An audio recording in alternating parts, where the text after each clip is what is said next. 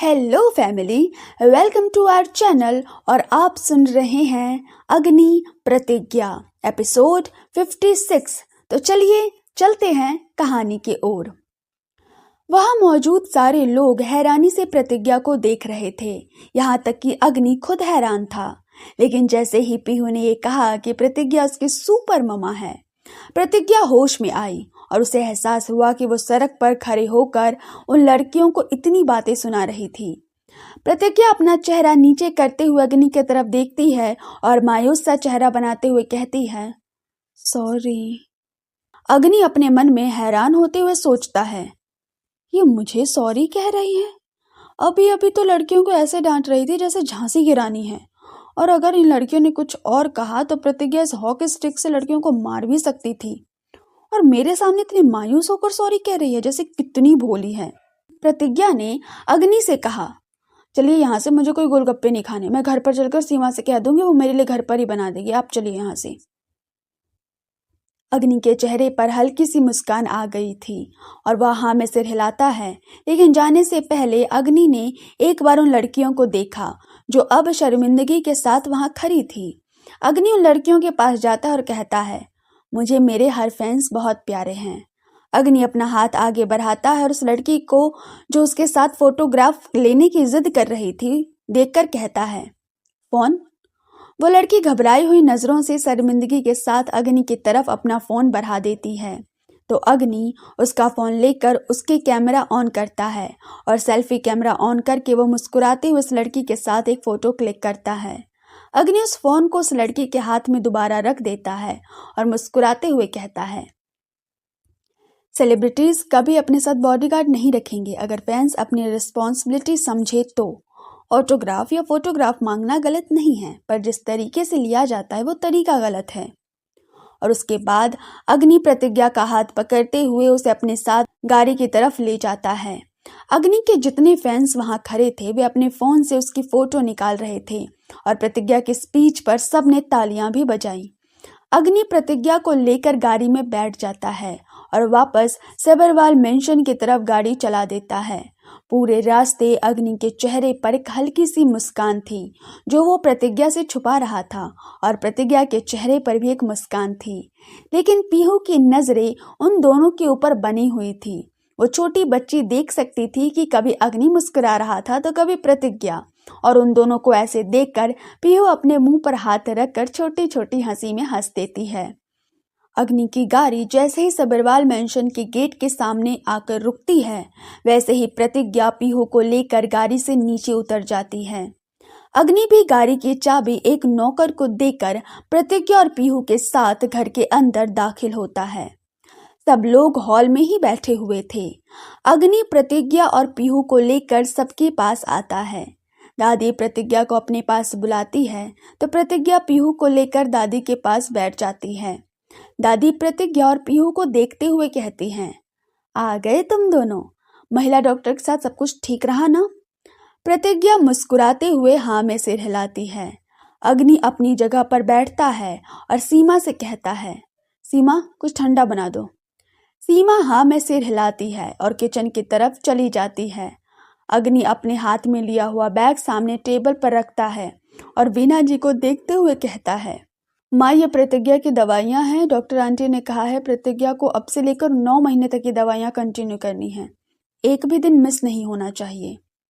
वीना जी आगे बढ़कर वो दवाइयाँ वाला बैग ले लेती हैं और उनमें से दवाई निकाल कर देखते हुए कहती हैं, ठीक है, मैं ध्यान रखूंगी कि प्रतिज्ञा को रोज ही ये दवाइयाँ देनी है, इसका क्या भरोसा एक दिन खाएगी और 10 दिन नहीं खाएगी। लेकिन तभी अग्नि का ध्यान मोहन जी और अक्षत पर जाता है जो अपना चेहरा साइड करके हल्के हल्के अंदाज से मुस्कुरा रहे थे। अग्नि उन दोनों को देखकर कहता है, क्या बात है पापा भाई, आप लोग हंस क्यों रहे, किसी ने कोई जोक मारा है क्या? इस पर अक्षत हंसते हुए कहता है, अरे नहीं अग्नि, किसी ने जोक नहीं मारा, बल्कि इंटरनेट पर एक वीडियो वायरल हुई है। काफी दिनों बाद इंटरनेट पर कोई अच्छी वीडियो देखकर हम सबके चेहरे पर मुस्कान आ गई है, वरना अब तक तो सिर्फ एक ही चीज वायरल हो रही थी। अग्नि और प्रतिज्ञा हैरान हो जाते हैं। वह हैरानी से उन लोगों की तरफ देखने लगते हैं। प्रतिज्ञा कहती है, ऐसा क्या वायरल हो गया भाई साहब जिसके लिए आप इतना मुस्कुरा रहे हैं? वीना जी प्रतिज्ञा की दवाइयाँ चेक करते हुए उन्हें एक एक करके कैरी बैग में रख रही थी और उन्होंने सख्ती से कहा, वही वीडियो जिसमें तुम्हारी बहस हो रही थी गोलगप्पे के स्टॉल के बाहर उन लड़कियों से, जिसे तुमने मुंह तोड़ जवाब दिया है। किसी ने उसका वीडियो बनाकर इंटरनेट पर पोस्ट कर दिया है और वह वीडियो वायरल हो रही है। पर वहां पर प्रतिज्ञा की बहुत तारीफ कर रहे हैं सब लोग, कह रहे हैं कितनी अच्छी बीवी है, अपने पति के सपोर्ट में बोल रही है और जो भी बोल रही है वो सही बोल रही है। दादी ने ये बात प्रतिज्ञा के हाथों को अपने हाथों में लेते हुए कही।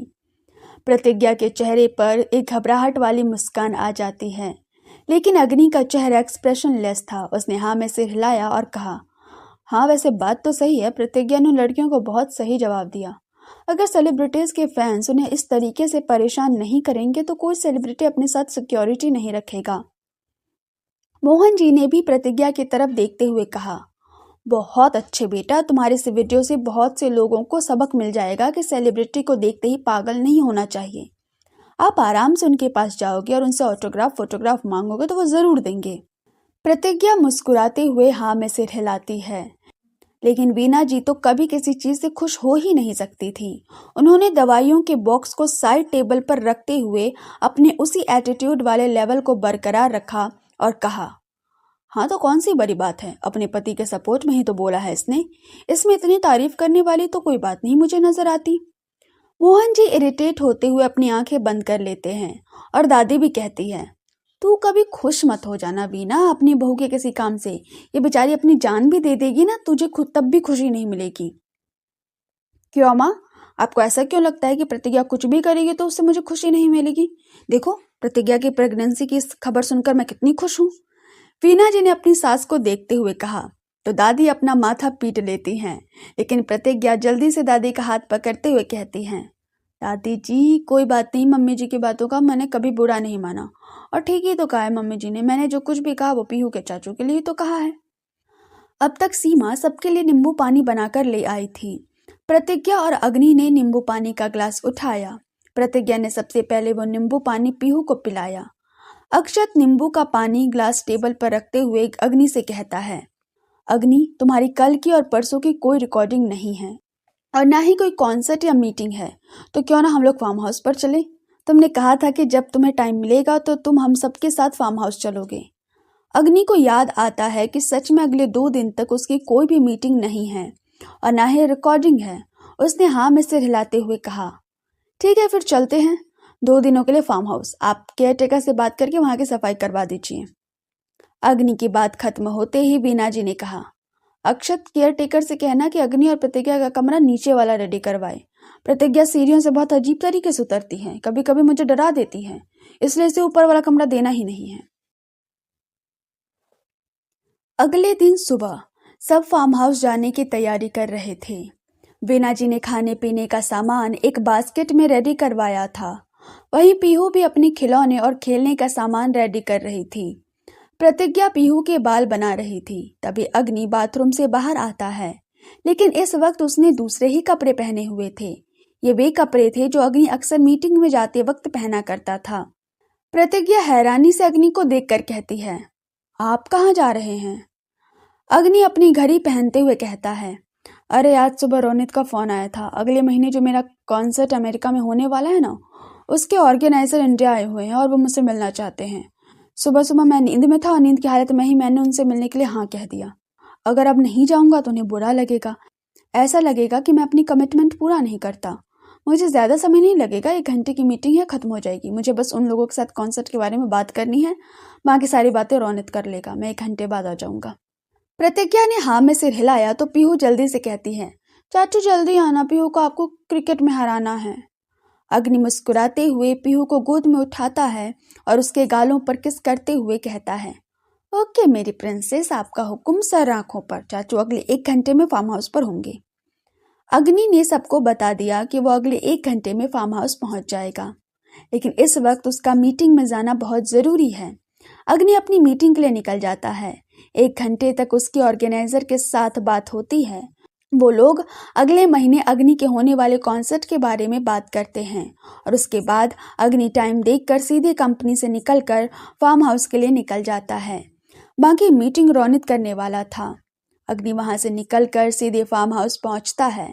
केयरटेकर फार्म हाउस पर मौजूद थे। अग्नि की गाड़ी को आता देखकर वे लोग गाड़ी का दरवाजा खोलते हैं, लेकिन अग्नि थोड़ा हैरान होता है। यहाँ तो सिर्फ एक ही गाड़ी थी। वो इस गाड़ी को पहचानता था क्योंकि यह उसकी घर की गाड़ी थी, लेकिन यहाँ पर एक ही गाड़ी में इतने सारे लोग कैसे आ सकते हैं? और अगर उसका पूरा परिवार यहाँ पर होता तो यहाँ पर इतनी शांति नहीं होती। अग्नि जब अंदर पहुंचता है तो वह हैरान हो जाता है। खाने की बास्केट और बाकी सारा सामान टेबल पर रखा हुआ था, लेकिन परिवार का एक भी सदस्य वहां मौजूद नहीं था। केयरटेकर अग्नि के पास आते हुए कहता है, अग्नि बाबा, कुछ खाने को ले आऊं? पर अग्नि हैरानी से कहता है, बहादुर, सब लोग कहाँ हैं? सामान तो यहीं पर रखा हुआ है, लेकिन मेरी फैमिली कहाँ है? केयरटेकर बहादुर हैरानी से कहता है, फैमिली? और भी कोई आने वाला था क्या? अग्नि हैरान हो जाता है। वो बहादुर को देखते हुए कहता है, अरे पूरी फैमिली आने वाली थी। हम सब लोगों ने डिसाइड किया था कि 2 दिन हम फार्म हाउस पर रहेंगे, लेकिन यहाँ तो मुझे कोई नजर ही नहीं आ रहा। कहाँ गए सब? बहादुर ने हैरानी से अग्नि को देखते हुए कहा, पता नहीं बाबा, आप किस बारे में बात कर रहे हैं? हमें तो अक्षत साहब का फोन आया था, कह रहे थे कि बहुरानी आ रही हैं, लेकिन अक्षत बाबा से पहले हमें मालकिन का फोन आया था। मालकिन ने नीचे वाला कमरा तैयार करने के लिए कहा था, पर अक्षत बाबा ने हमसे ऊपर वाला कमरा तैयार करवाने के लिए कहा था, तो हमने ऊपर वाला कमरा तैयार कर दिया है। अभी थोड़ी देर पहले ही बहुरानी आई हैं, हमने उन्हें ऊपर वाले कमरे में बैठा रखा है। अग्नि ये सोचकर थोड़ा हैरान हो गया था कि प्रतिज्ञा अकेली आई है। वह तेज कदमों से ऊपर वाले कमरे की तरफ बढ़ रहा था कि तभी उसका फोन बजता है। फोन पर अक्षत की कॉल आ रही थी। वो फोन उठाकर कहता है, भाई ये सब क्या है? कहाँ हैं आप लोग? प्रतिज्ञा के लिए फार्म हाउस पर क्यों आई है? सामने से अक्षत की आवाज आई, अग्नि मेरी बात सुन, देख, हम सब ने आज सुबह ही ये डिसाइड किया है कि हम फार्म हाउस पर तुझे और प्रतिज्ञा को अकेले भेजेंगे, और ये फैसला हम सबका है। हम चाहते हैं कि तू और प्रतिज्ञा एक दूसरे के साथ समय बिताएं, एक दूसरे को समझने की कोशिश करें। हम लोगों का क्या है, हम लोग तो फिर कभी एक साथ फार्म हाउस चलेंगे, लेकिन इस वक्त प्रतिज्ञा को सिर्फ तेरी जरूरत है। तो वैसे भी थोड़े दिनों में अमेरिका जाने वाला है, वो भी 1 महीने के लिए। ऐसे में प्रतिज्ञा और तेरा एक साथ होना जरूरी है, इसलिए हमने प्रतिज्ञा को अकेले फार्म हाउस भेजा है। आप सुन रहे थे लव, बिट्रेयल और फोर्स मैरिज के स्टोरी अग्नि प्रतिज्ञा। ये कहानी आपको कैसी लग रही है कमेंट में बताइए। चैनल को सब्सक्राइब कीजिए, लाइक कीजिए, शेयर कीजिए और हमारे साथ बने रहिए। तब तक के लिए शुक्रिया। मिलते हैं अगले भाग में।